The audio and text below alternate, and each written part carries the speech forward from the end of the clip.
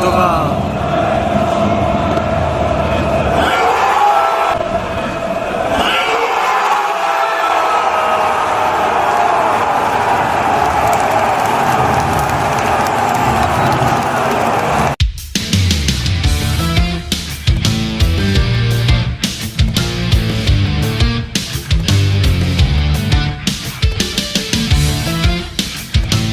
Media Malaysia mendadak sindir skuad Garuda yang akan dipimpin oleh wasit asal Kuwait di putaran keempat nanti. Ramai soal hasil survei yang mengatakan bahwa Patrick Kluivert harus dipertahankan meskipun gagal membawa lolos skuad Garuda ke Piala Dunia 2026. Pemain keturunan Jerman kini terbuka untuk membela timnas asuhan Patrick Kluivert di masa depan. Ramai soal nama Hoki Caraka yang mendapatkan teguran karena bermain di Liga Antar Kampung. Begini kata Patrick Kluivert soal target terdekat dan target jangka panjang skuad Garuda di bawah asuhannya. Debut Calvin Verdong bersama klub barunya berakhir dengan kekalahan telak. Simak informasi selengkapnya sebagai berikut.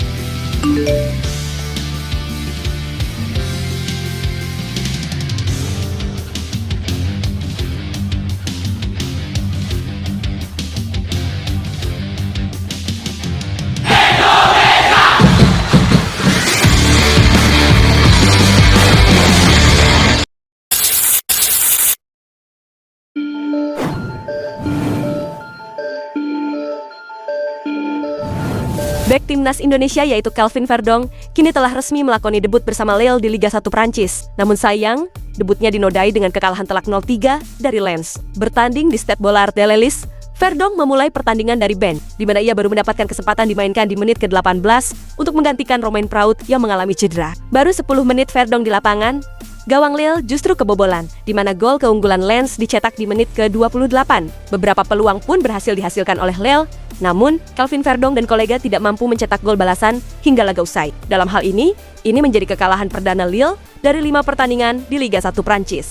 Debut yang kurang memuaskan bagi Calvin Verdong yang resmi bergabung pada 2 September 2025 pun terjadi, di mana Lille dipaksa menyerah 0-3 di markas Lens. Hasil ini membuat Lille tertahan di peringkat ketiga klasemen dengan mengemas 10 poin dari 5 penampilan, di mana tim arahan Bruno Genesio tertinggal 2 angka dari pemuncak klasemen Paris Saint-Germain.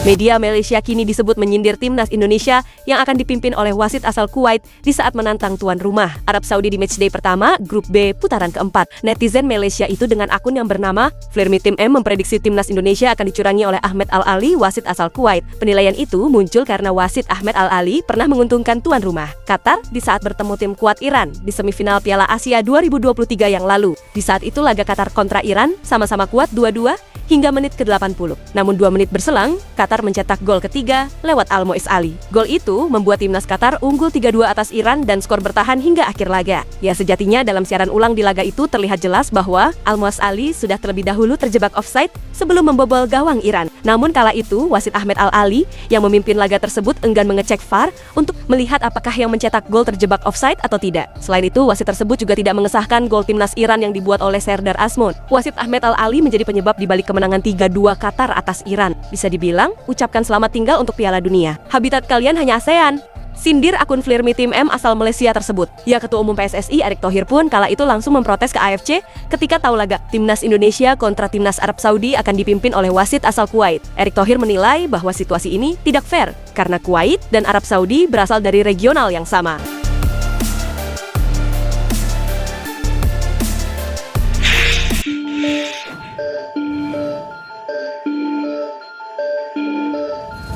Pesepak bola tim nasional Indonesia yaitu Hoki Caraka kini kembali sempat ramai karena mendapat teguran dari 2 legenda lapangan hijau yaitu Ismet Sofyan dan Maman Abdurrahman. Teguran itu muncul karena ia terlihat bermain di pertandingan antar kampung atau tarkam di saat jeda kompetisi di Liga 1. Dalam hal ini, hal tersebut pun sempat menjadi sorotan dari beberapa penggemar skuad Garuda hingga dari beberapa mantan pemain. Hal itu salah satunya dari legenda sepak bola Indonesia yaitu Ismet Sofyan, di mana ia menegur langsung Hoki Caraka di saat berada di Banjarnegara tempat turnamen tarkam tersebut berlangsung. Dalam kesempatan itu, ia mengingatkan agar Hoki Caraka berhati-hati karena statusnya sebagai pemain aset negara. Selain itu, ia juga menyoroti risiko cedera di tarkam yang tidak memiliki jaminan keselamatan layaknya bermain di klub profesional. Ya, Selain Ismet Sofyan, sosok Maman Abdurrahman pun juga ikut memberikan teguran, di mana teguran Maman pun juga senada dengan Ismet Sofyan. Maman mengingatkan bahwa Hoki Caraka harus berhati-hati dan menjaga karier profesionalnya. Di sisi lain, alasan Hoki Caraka yang bermain di Liga Tarkam juga cukup masuk akal, di mana beberapa laporan menyebutkan bahwa Hoki Caraka bermain Tarkam setelah ia tidak dipanggil ke timnas Indonesia oleh Patrick Kluivert. Namun hal ini tetap disayangkan oleh beberapa pihak, mengingat Hoki Caraka merupakan salah satu striker muda yang potensial. Momen teguran ini terungkap pertamanya muncul dalam kanal YouTube Bicara Bola baru-baru ini, yang kemudian menjadi viral dan memancing perbincangan di media sosial. Sehingga ada beberapa penggemar dan pengamat sepak bola yang turut memberikan pandangan mereka mengenai insiden ini.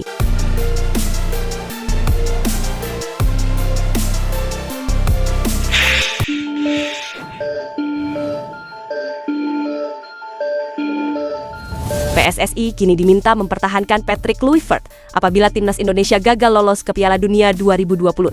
Permintaan ini datang dari beberapa supporter yang telah dilakukan oleh survei Football Institute. Survei ini dilakukan Football Institute di sepanjang periode Februari hingga Agustus 2025 dengan melibatkan 1.270 responden yang merupakan supporter timnas Indonesia. Pengambilan sampel dilakukan menggunakan metode cluster random sampling, sehingga responden yang dipilih dianggap mampu mewakili keragaman suara publik secara proporsional. Dengan jumlah sampel tersebut, survei memiliki margin of error sebesar 2,75% du tingkat kepercayaan 95%. Dalam hal ini, founder Football Institute yaitu Budi Setiawan menilai bahwa supporter puas melihat permainan dari Patrick Kluivert. Terlebih Patrick Kluivert dinilai mampu membawa timnas Indonesia lolos ke putaran keempat, di mana peluang timnas Indonesia untuk lolos ke Piala Dunia 2026 ada di fase tersebut. Nah, kepercayaan lainnya, supporter kita itu yakin bahwa seandainya timnas Indonesia tidak lolos ke Piala Dunia 2026, Patrick Kluivert perlu diberikan kesempatan, kata Budi Setiawan kepada awak media. Tidak hanya Patrick Kluivert, Budi Setiawan juga menyebutkan bahwa Erick Thohir harus tetap dipertahankan menjadi ketua umum PSSI. Sebab, di bawah Erick Thohir sepak bola Indonesia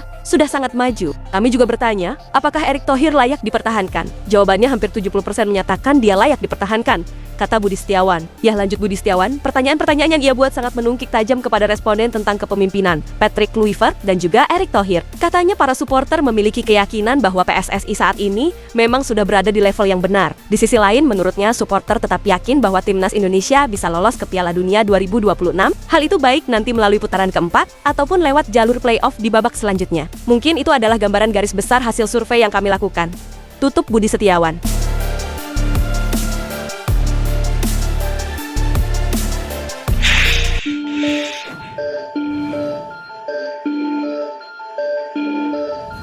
Pemain keturunan Jerman yaitu Lorien Ulrich kini membuka peluang untuk memperkuat timnas Indonesia asuhan Patrick Kluivert, di mana ia tidak pernah menutup kemungkinan untuk membela skuad Garuda di suatu hari nanti. Nama Lorien Ulrich kini menjadi perbincangan pencinta sepak bola tanah air.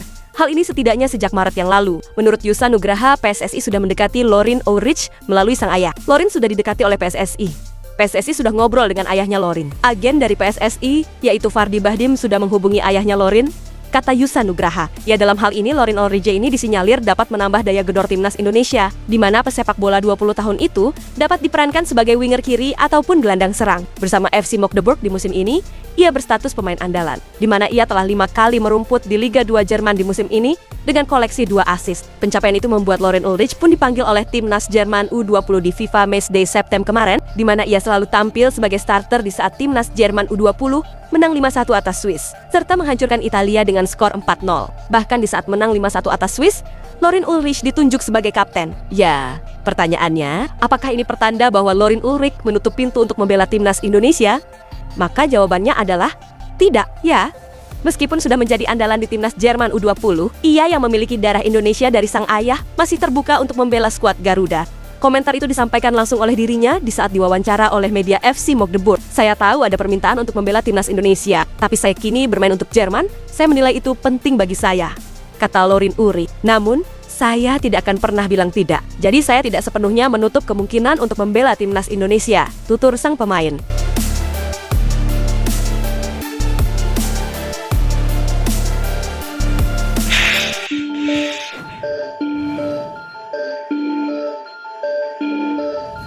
Patrick Kluivert kini membeberkan visi atau target jangka panjangnya di timnas Indonesia adalah terus tampil di Piala Dunia. Hal tersebut ia sampaikan di siniar di Highway di kanal YouTube. Menurutnya, target terdekat lolos ke Piala Dunia 2026 Dan selanjutnya, terus bermain di pesta bola sejagat itu. Target jangka pendek jelas, lolos ke Piala Dunia 2026. Itu mimpi besar. Dan kami harus realistis, tapi juga optimistis.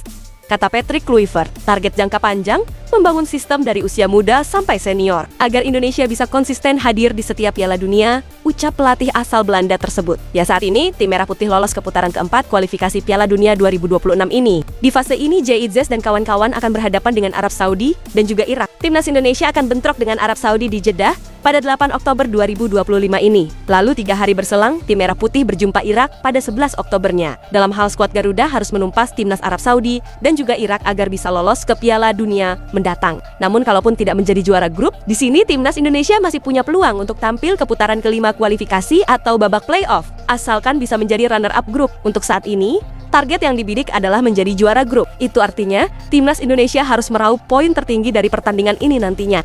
Itulah ulasan terkini hangat dan menarik yang dapat kami sajikan hari ini. Jangan lupa, dukung terus tim Merah Putih di channel ini, dan salam olahraga.